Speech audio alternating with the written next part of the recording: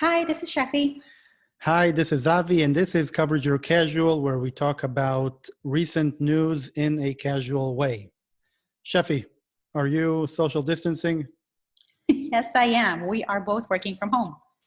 We actually haven't seen each other for a while, which is okay because, in case you didn't know, we are not married. We are siblings, which means that we can go for a while without seeing each other.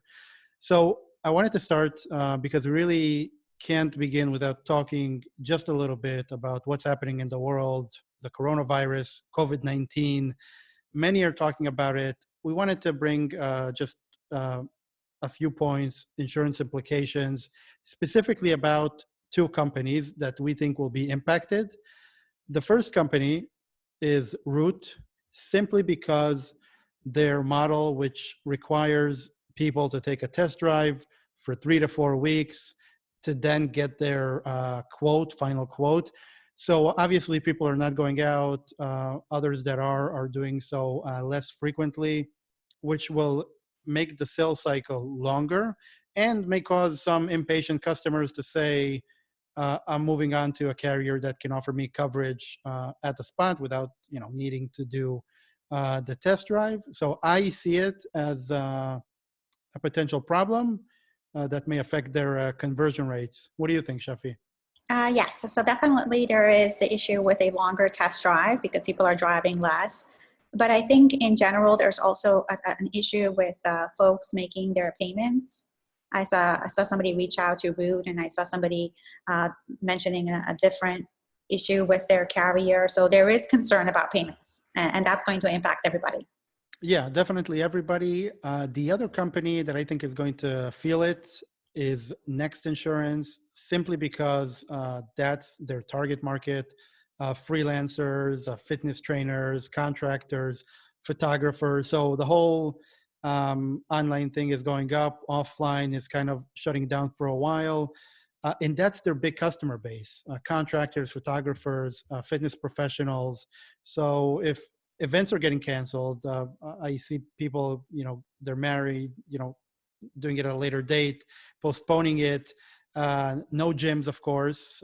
I see someone doing yoga online and things in that nature. They're going to feel it because that's the majority of their customer base. Absolutely agree. They're playing in the same space as Hiscox, which is a sweet spot with firms of up to 5 employees. Last year, they shared that over 70,000 policies were sold to fitness instructors and contractors. So that gives you a flavor of where they're at. And obviously, freelancers are the first to hurt in this environment. That being said, let's be optimistic and hope that this coronavirus will go away sooner than later. I mean, it's not Definitely. going to go away, but there will be better times. Yeah, definitely. And we hope things get back on track quickly. Moving on from the coronavirus, but actually still kind of relevant in a way, virtual kitchens, ghost kitchens. It's a relatively new trend. We talked about it on Coverager. We actually did a report, which is available to research members. So basically what virtual/ghost kitchen is, it's a delivery only restaurant. So no diners, no waiters, no busboys. And why is this relevant now? Because No with slip and falls. no slip and falls, obviously, which is a big claim. So underwriters, you could be very happy about that. But we're seeing now more restaurants going the route of, delivery only, simply for the fact that, they're not allowed to have people dine in. So do you think this will make the shift go quicker? Is the whole virtual kitchen concept, is it going to be trendier in the future? Well, I think if you reward for the right kind of growth, restaurants are going to want to see how they can grow online and in the delivery only space. And I think, timing is everything. We've seen some recent news saying how people are ordering more pizza. This is not necessarily just that, but it's greater than that. So just to give you an idea, I live in Crown Heights, and there was data that suggested that not a lot of restaurants offer burgers or good burgers online. And a virtual kitchen supplier reached out to one restaurant to say, do you want to make burgers, and we'll handle the logistics. of people making the orders online and, the delivery. And basically because the data supported it, the restaurant said yes, and it became a great revenue source. So in context, we've seen insurers back the gig economy and look to attract freelancers. We've seen insurers stay in tune with mobility trends and support vehicle subscription models. We're seeing insurers play in the autonomous vehicles space. And so I'm still wondering why there isn't a P&C insurer that's supporting this movement, because I don't think it's going away. I think the coverage is there. You may need to tailor it a bit, but the messaging isn't. So, review the space, follow it, and see what you can do in order to align yourself with this audience, because it's definitely going to be playing a bigger part in our future.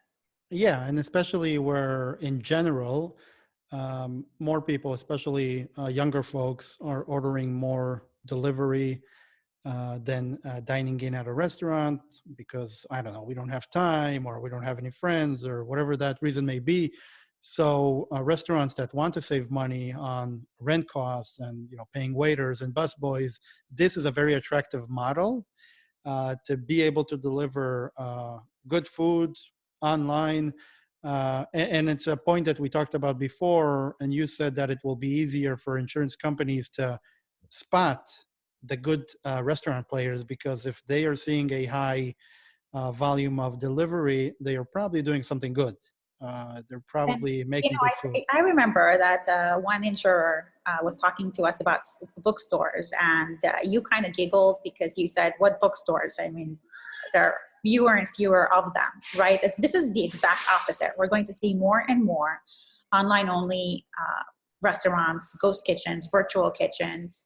And so, I mean, if you're great at underwriting fine dining, I think you should anticipate that there's going to be less of that in your future.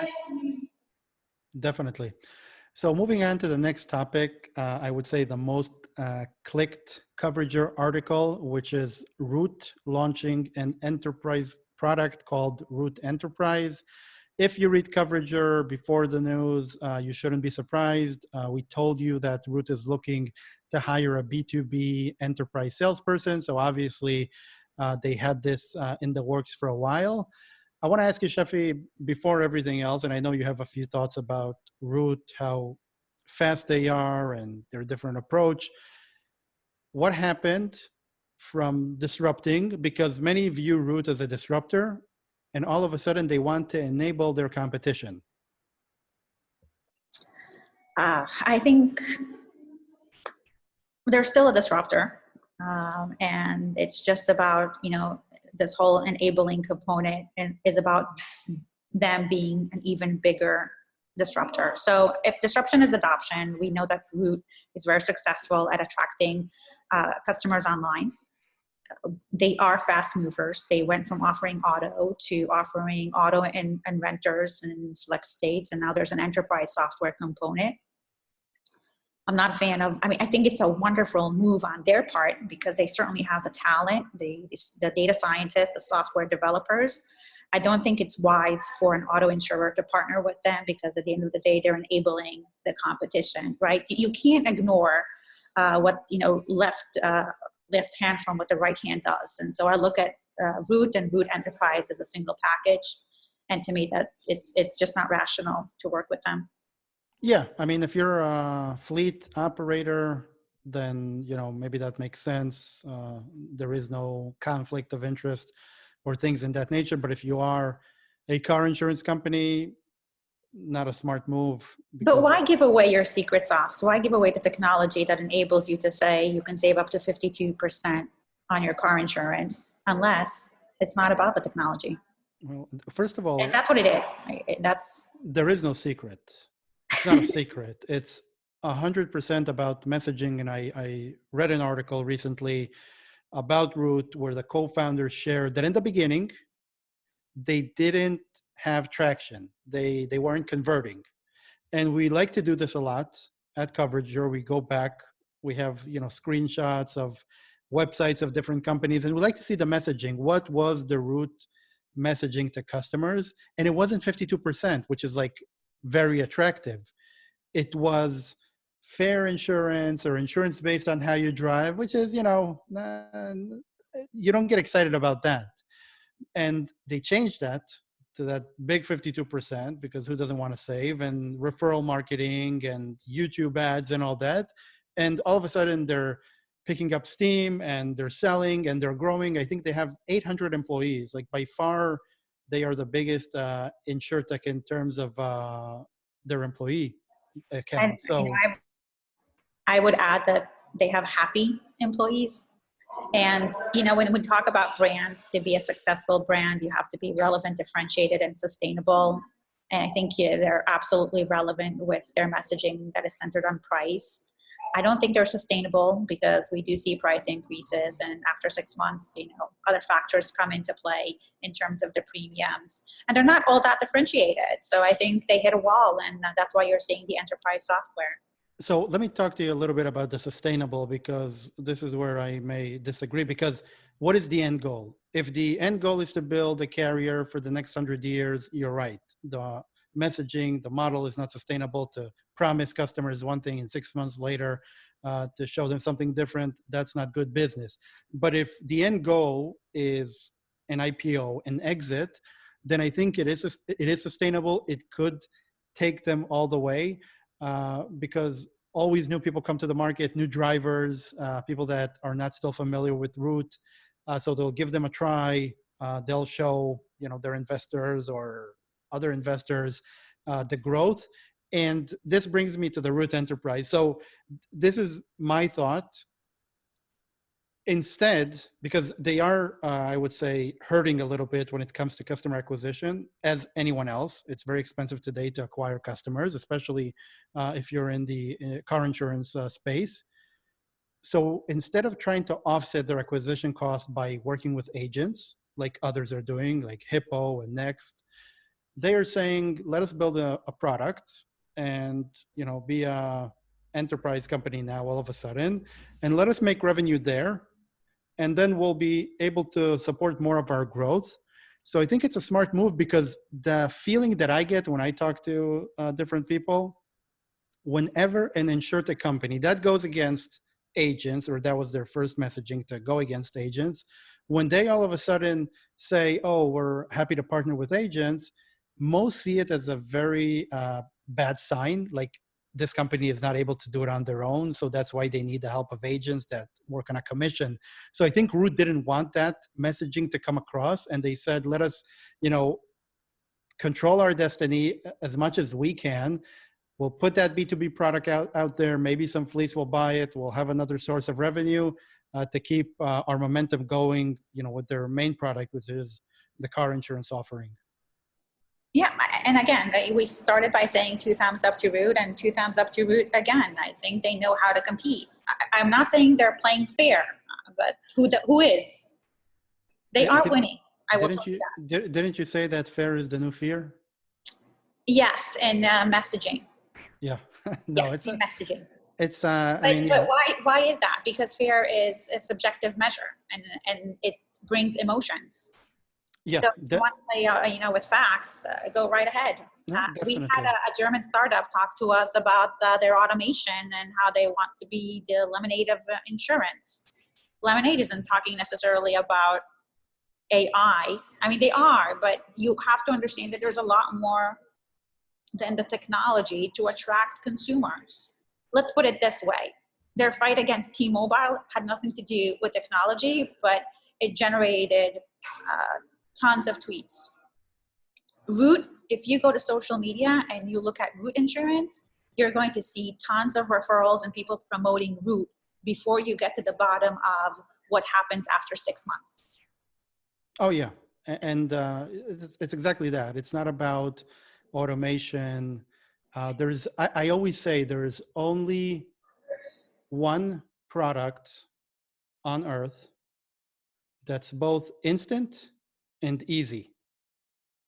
And that's instant coffee, taster's choice. So it's quickly to make it and it's easy to make it.